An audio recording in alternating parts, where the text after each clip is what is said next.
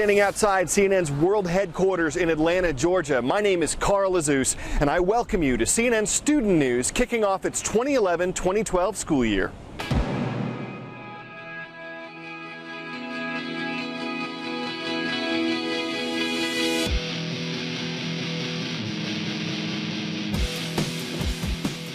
Every day on CNN Student News, we bring headlines from around the world right into your classroom. We do it without any commercials. First up today, we're going to look back and ahead. What we're talking about is the U.S. economy, and we're starting with something called the debt ceiling. Debt is the amount of money that a person, company, or government owes. The debt ceiling is this limit on how much debt a country can have. The U.S. hit that limit earlier this year, and there were concerns that if the government went over that debt ceiling, it wouldn't be able to pay some of its bills. President Obama and members of Congress had a tense debate over the summer about the idea of raising the country's debt limit. There were strong disagreements over how to make a deal or even if there should be one. A deal was passed on August 2nd. It raised the U.S. debt ceiling and set up some government spending cuts to help lower the country's debt down the road. But as you know, actions can have reactions. Credit rating agencies give countries grades based on their ability or how willing they are to pay off their debts. One of the major agencies, Standard & Poor's, downgraded the U.S. from a AAA rating to a AA+. Ali Velshi is going to help explain that for us in just a second. But that downgrade, along with some other factors, sent shockwaves through the U.S. stock market. Last week was a roller coaster ride, big ups and downs. Experts are predicting this week will be the same. Now, we're going to get back to that credit rating. Ali Velshi is here to talk about why the U.S. was downgraded and what in the world that means. Standard & Poor's lowered the U.S. from a AAA credit rating, the best in the world and the only one the U.S. has ever had, to AA+. They said that they downgraded the U.S. for two reasons. One is that the debt ceiling deal didn't go far enough. It didn't cut far enough, and it didn't raise taxes. The other problem is political. They said that the United States has not demonstrated the ability to get its political house in order and make sound decisions about its budgeting. Standard & Poor's is the full name. It's a credit rating agency. You've got those for your own personal credit, but globally, there are three of them: S&P, Standard & Poor's, Moody's, and Fitch. And basically, they assign every company, every publicly traded company, and every country a debt rating. A debt rating is the risk that is associated with lending that company or that country money.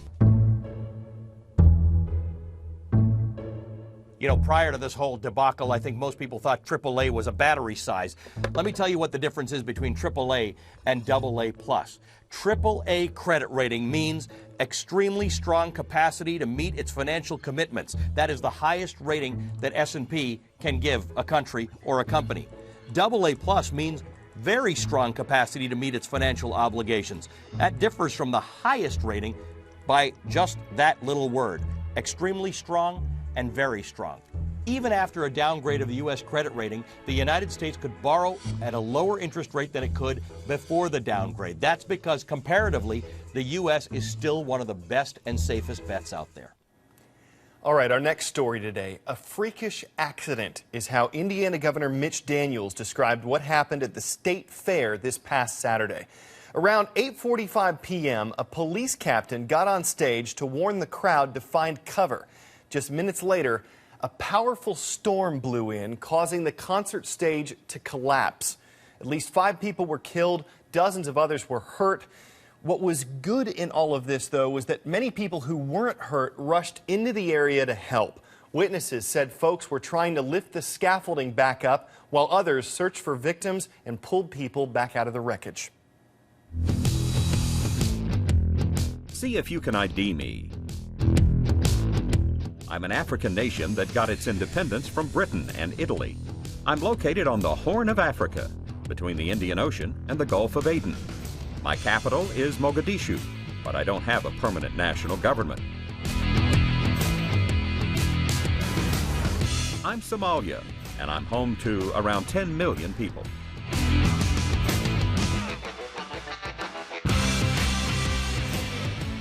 Somalia is one of several African nations that are all facing the same crisis right now. Famine, a severe shortage of food. 12 million people are being affected by this hunger crisis. Reports say thousands of Somalis have been leaving the country each week, and they're looking for food, water, and shelter.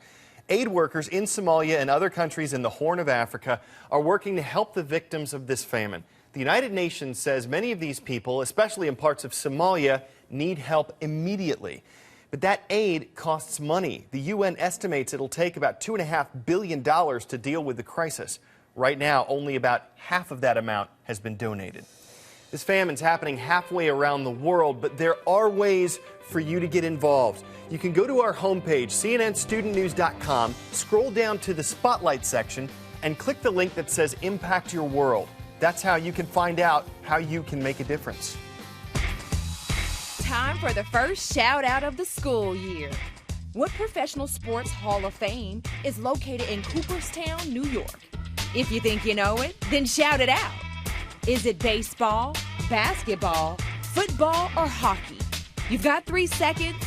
Go.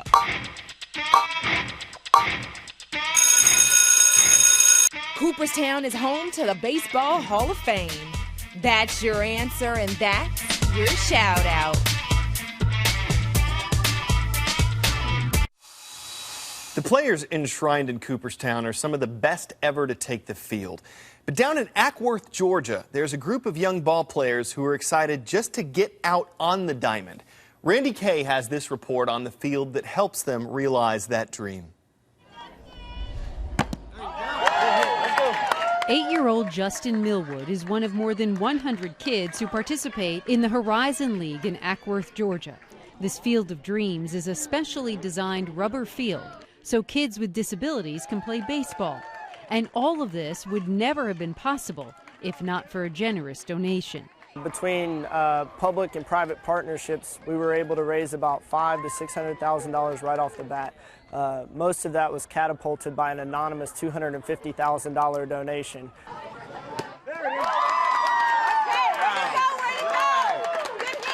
None of this could be possible without volunteers. Throughout his time with the Horizon League, 16-year-old Nick Jeter has formed a special bond both on and off the field with Justin, who has been bound to a wheelchair all his life due to cerebral palsy and aspires one day to be able to walk. But he loves it. It gives him a chance to get out and be like other kids. Nick says he's happy that he's been able to have an impact on kids like Justin. For me, impacting Justin's life and these other kids' lives, and I really get a lot out of this. I always thought that, you had to have the newest stuff, the best, brightest, whatever. But I come out here and I see these kids, all kinds of disabilities and stuff, and they're so happy just to be able to play baseball. It changes everything. It lets them have a sense of accomplishment. And then when their buddies are here, they get to see football players, baseball players, high school cheerleaders that treat them as an equal. That doesn't necessarily happen in other environments. Slows the slide into home plate, Justin! Thanks to the help of Nick and others, Justin gets to live out another dream. You know how you've been working with that walker at therapy? Yes. Well, we were going to try and raise the money for it.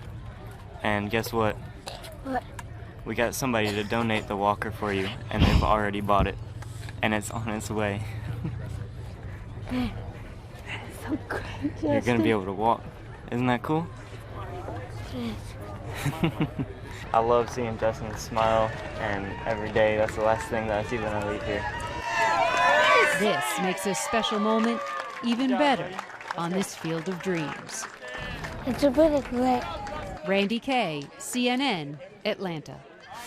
What a story. Before we go today, we've got time to round up one last story for today's show. You've heard of the bull in the china shop? This is the outdoor kind, a barreling bovine bounding his way down the streets of Auburn, Washington. He took police on a 30-minute chase, or rodeo. Cops weren't able to corral the guy, so get this, they brought in cowboys. Eventually, they lassoed the bull and brought the tale to an end. But calling out cowboys with lassos definitely took the bull by the horns. At least it roped up the situation. We hope you'll steer your way back for more CNN Student News tomorrow. Yeah, the puns are part of the show, so you're either going to laugh or suffer with me. I'm Carl Azuz. We'll see you soon.